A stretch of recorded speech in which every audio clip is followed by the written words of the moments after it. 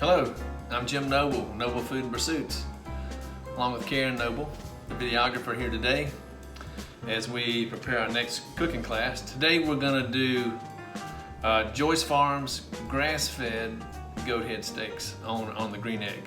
And we're also going to do some white acre field peas cooked in some chicken stock we made here in the house. And you may say, how do you have white acre peas in April? Now the answer is, last summer we bought all we could. We stick them in the freezer.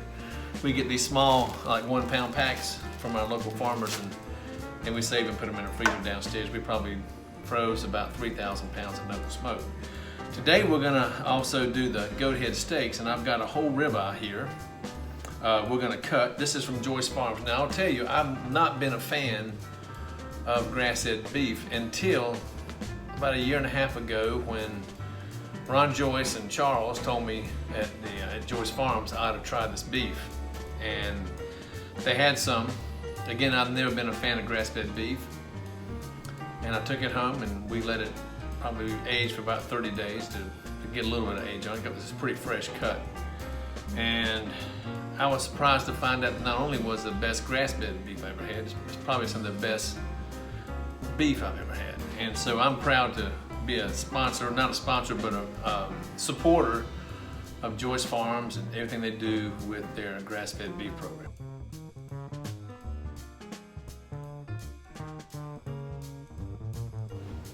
So I'm going to trim this ribeye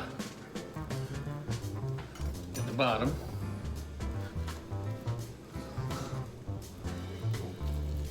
We call them goat head steaks because they're thick-cut ribeyes.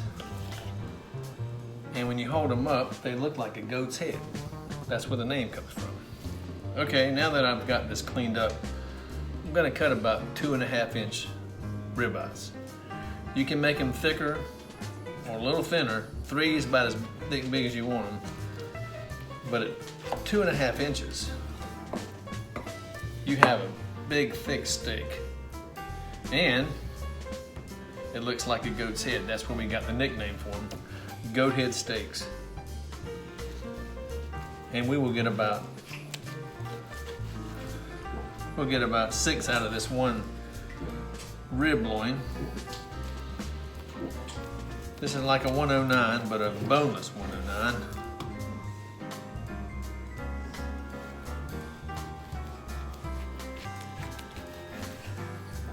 Now what we do, we put these on the grill. We'll put it on a hot grill, and I use a green egg,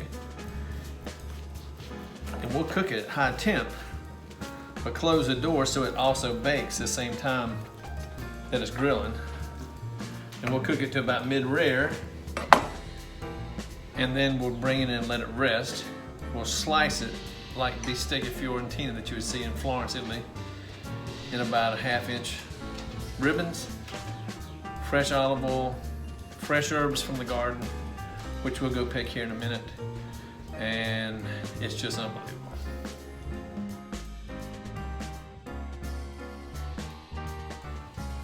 I clean my grill, green egg, leave any coal from the last time, get all the ashes out the bottom.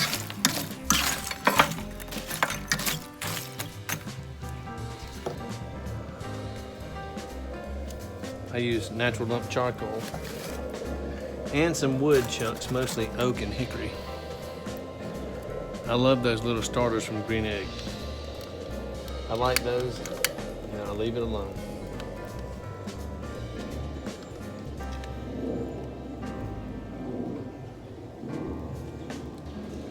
Make sure the bottom's cleaned out periodically. Make sure your air vent's open in the bottom to breathe. And there she goes. Probably take 30, 45 minutes. We'll have a hot bed of coals.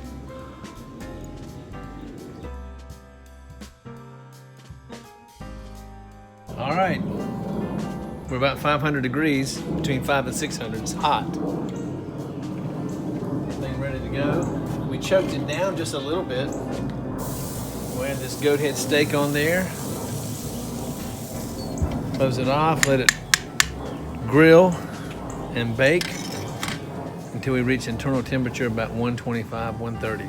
shooting for about 135 for mid-rare. Ribeyes and New York strips are best cooked mid-rare. I love rare beef, but it's stringier.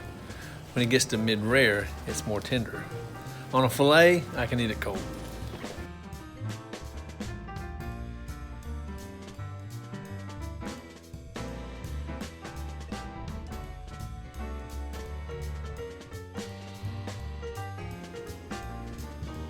Whiteacre peas are simmering slow, and right out the kitchen door to the herb garden.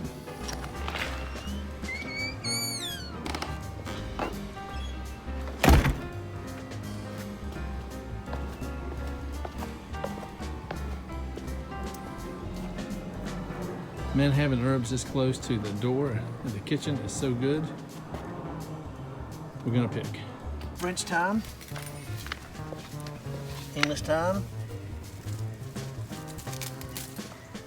Oh yeah. A little sage.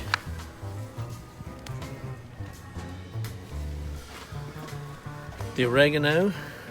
Oh, this is so pretty.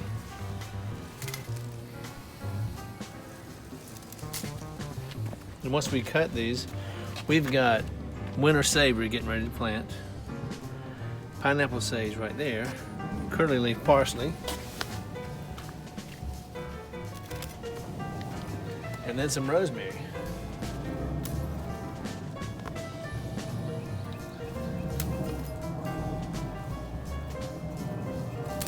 All right, there we go.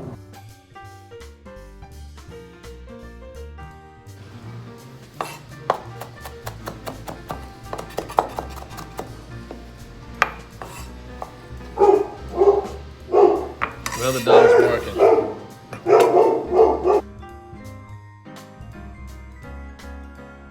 Goat head steak, cut in ribbons.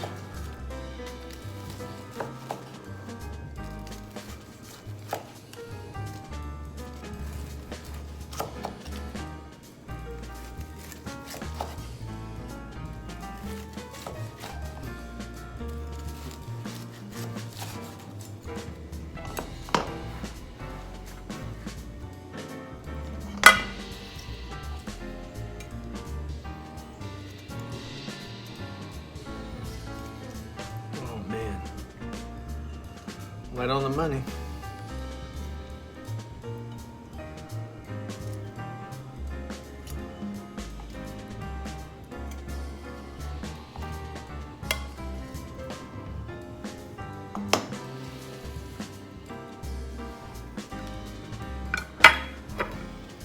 I like to save all the cooking jus.